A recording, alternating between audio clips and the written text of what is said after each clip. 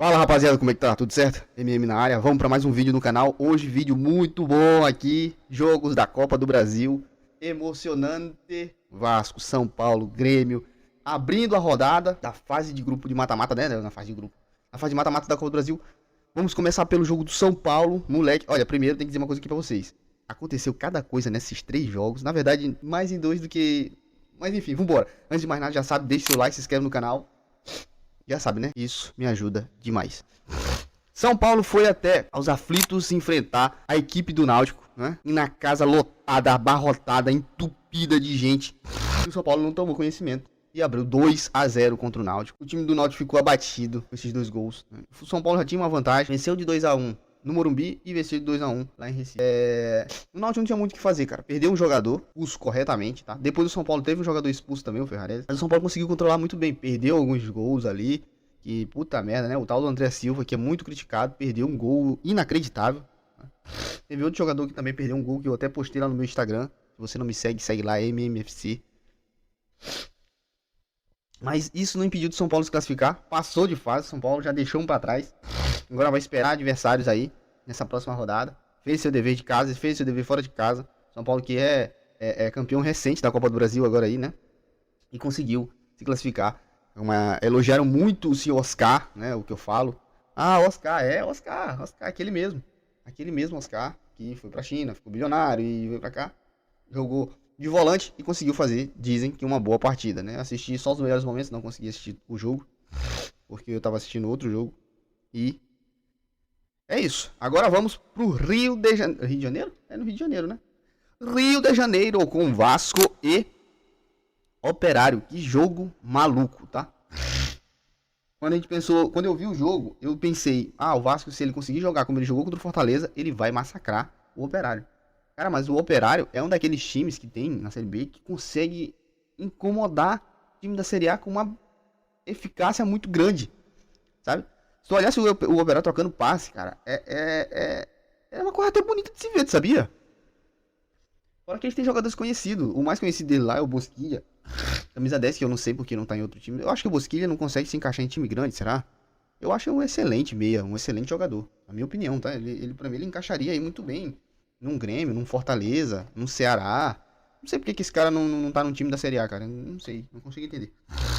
Mas o Vasco conseguiu abrir o placar com o Ryan, uma vacilada da zaga do Operário. Vacilada. Vacilada gigantesca. E conseguiu abrir o placar. Conseguiu até criar boas oportunidades, o Vasco, não vou mentir, né? Teve boas oportunidades. O goleiro do Operário conseguiu trabalhar.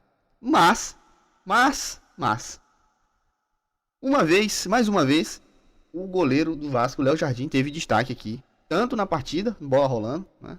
Teve ali seus méritos, defendeu bolas importantes, fez grandes defesas mesmo. Tem uma jogada ali do Operário e o Léo Jardim opera um milagre, tá? Mas isso não significa que o Vasco não jogou. O Vasco jogou também. O Vasco conseguiu criar. O Lucas Piton participou bastante do jogo, né? Muito apagado, Felipe Coutinho, muito apagado, né?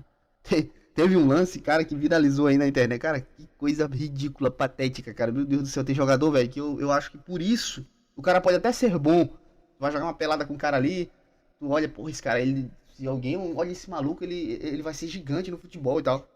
O tal do Lloyd. O Lloyd, acho que ele comeu cocô, velho. Acho que ele comeu bosta. Eu acho que ele bebeu água de bosta, não sei. Disse que o Diniz tava passando uma instrução pra ele, chamando ele pra falar alguma coisa. Ele simplesmente deu um chute no meio da rua. Um belo chute, a gente tem que dizer aqui. Um belo chute. Mas o goleiro do Operário fez uma grande defesa. E ele simplesmente virou pro banco e fez assim. Cara, meu Deus do céu, velho. Eu não consigo entender o que passa na cabeça de um jogador desse, cara. Sinceramente, não consigo. Juro por Deus. Cara, se ele faz isso por causa de um chute, imagina ele marcando um gol, velho.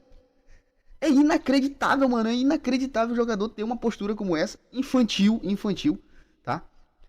Um cara desse, na primeira provocada que ele tiver da torcida, ele vai mandar um dedo, vai fazer alguma coisa, cara. É inacreditável o comportamento do cara como um jogador profissional desse. Do Vasco. Ridículo. Simplesmente ridículo. Mas o Operário conseguiu empatar o jogo no finalzinho do segundo tempo, criando aquele clima dramático entre aspas, porque o Vasco, pra você que não lembra, ele vem sendo um pioneiro nesse quesito pênalti na Copa do Brasil, principalmente, tá? Nessas competições de mata-mata, o Vasco sempre vem participando de cobranças de pênalti. Passado, né? Atrasado. Isso vem se repetindo no time da Colina. Mas, como eu falei aqui, pra você que tem o Léo Jardim, hoje o Léo Jardim tava naqueles dias iluminado, tá? Aqueles dias que ele fecha o gol, não vai entrar, ou vai ser uma casualidade, vai ser uma coisa assim, uma bola chorando, como foi o gol do Operário. E ele brilhou nas cobranças de pênalti, defendendo 3 pênaltis, e assim, classificando o Vasco da Gama para a próxima fase. Pingou o Pix lá na conta do Vasco. Vamos pagar a conta? Vamos pagar a conta, Vasco? Vamos pagar. Transferban, vamos se quitar, vamos se quitar.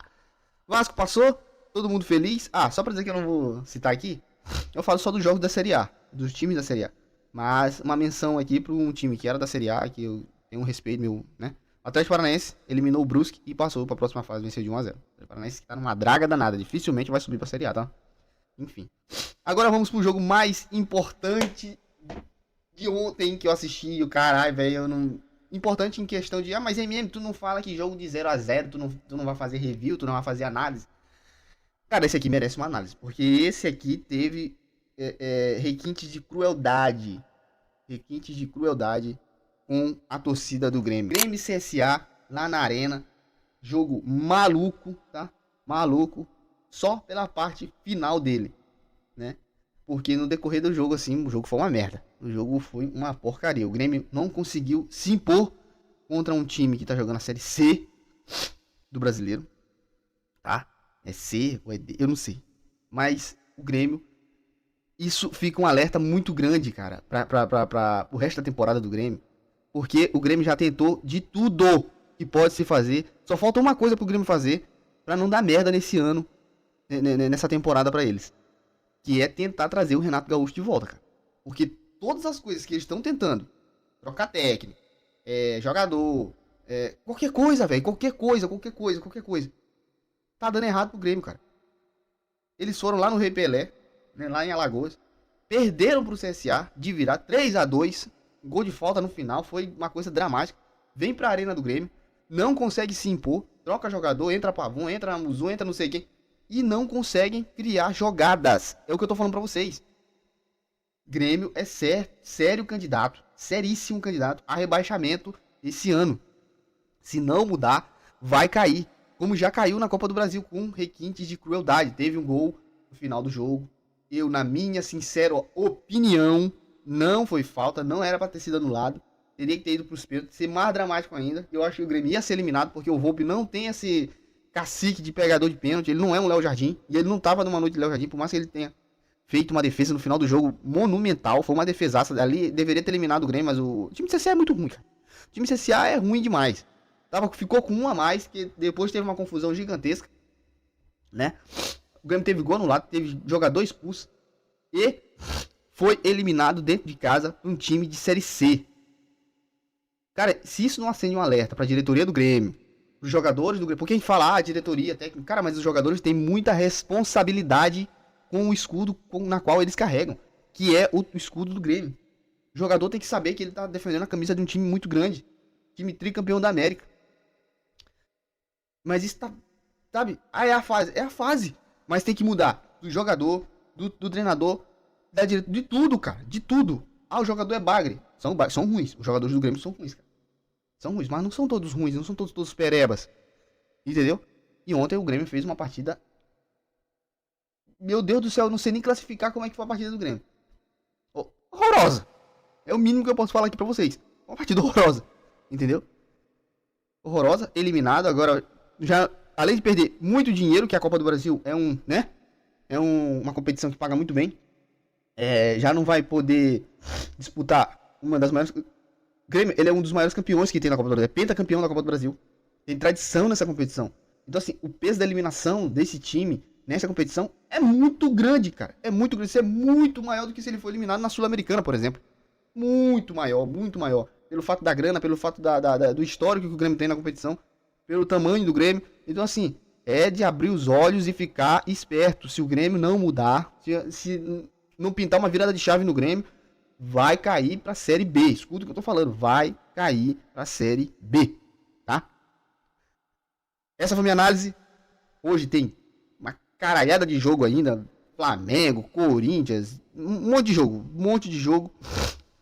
Quinta também tem uma porrada de jogo pra acontecer. Então a gente vai trazendo aqui gradualmente, né, as análises pra vocês. Se vocês gostarem, deixe seu like, se inscreve no canal, comenta aqui embaixo o que vocês acharam. Eu acho que não foi falta pro Grêmio, tá? Falta a favor do CSA. Pra mim, a arbitragem cometeu um erro muito grave nesse jogo. E acabou prejudicando o Grêmio de certa forma, né? Porque não era garantia do Grêmio passar. Vamos ser bem sinceros aqui, tá? Eu sou o MM, fique com Deus. Valeu, falou!